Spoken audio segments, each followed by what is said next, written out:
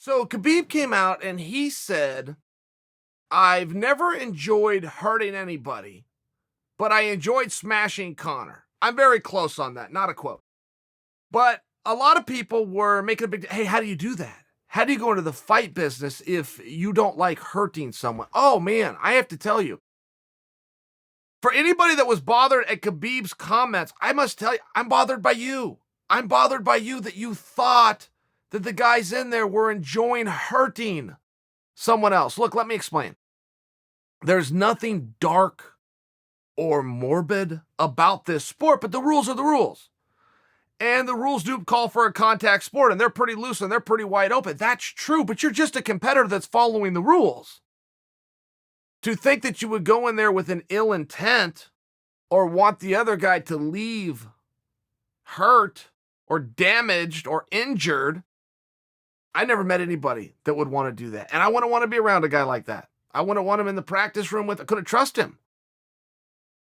You just couldn't trust a guy like that. Most guys do have Khabib's mindset. Now, for that period of time, in an organized, unarmed combat fight with two licensed participants, the rules are the rules. And the rules do encourage an aggressive behavior. That's true. But to enjoy or want to hurt somebody, I've just heard this many times from many other guys. And Khabib came out and verbalized it. Randy Couture used to say that. He used to go, I really wasn't into fighting at all. I had wrestled for 20 years at a very high level. I didn't have anywhere else to go with the skills that I had with wrestling. This was the closest thing. I made the transition. I followed the rules. Mark Kerr had said similar things like that. Just to offer you guys historically, even guys that were doing it many, many years before, just still had the same mindset. More recently, Rory McDonald came out and talked about it, if you guys will recall, but he fought John Fitch.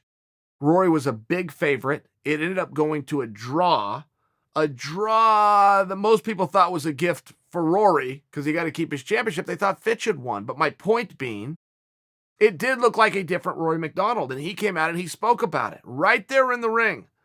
Now, at the time Rory did it, he was in a tournament. That was the quarterfinal round. He is now advanced to the semifinals where he has an opponent already waiting for him, and Rory gives a statement, and he just says, look, I don't know if I want to do this anymore. It's a little too aggressive. It calls for a little bit too much of meanness that I don't know if I want to do. I don't know that I want to go out and hurt anybody anymore. And a lot of people think, oh boy, end of Rory's career. Rory's done. He doesn't have it anymore. He doesn't have the spark. And Rory thought on it for a couple of days. He said, hey guys, I think that maybe you misinterpreted me. I was just being open with you in the moment. But I am a competitor. I will follow the rules. I will throw up as many shots as I have to get as many in the bucket as I can. But these are the rules that I'm going to go follow. He regrouped, won the semifinals, goes on to the gold medal match. So I'm just sharing for you, this isn't really a new concept.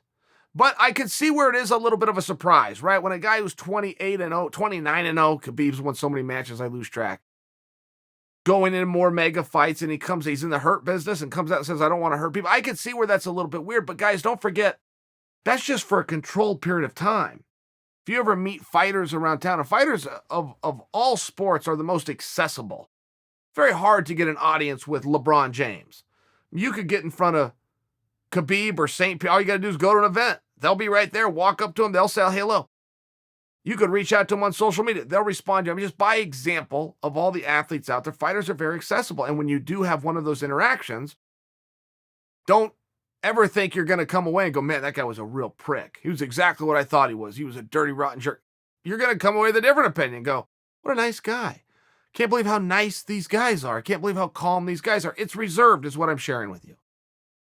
That whole meanness, that roughness, hurt somebody, smash somebody, as Khabib put it, that's true. The rules will largely encourage and reward you for just that behavior, but in a controlled time, in a controlled setting, with a specific opponent, at a controlled date, on an agreed upon weight class. So what Khabib said, yes, that is a little bit surprising. I can see where that would be surprising, but I'll just share with you, it's really the norm. On the feet, around the ground, undefeated, never lost a round. Biggest arms in the city of Westland, undisputed, GOAT king of wrestling. Tito tapped, Fado quit. John Jones broke a toe and had to sit. Anderson got mauled and bashed, and the bad guy made off with a bag of cash. Oh, and by the way, let me offer this. Chael knows just how good Conor McGregor is, and he knows into all is where Kevin Lee fits, but he'll never reveal the secret to business. Uncle Chael, Uncle Chael, Uncle Chael, Iranami, Uncle Chael.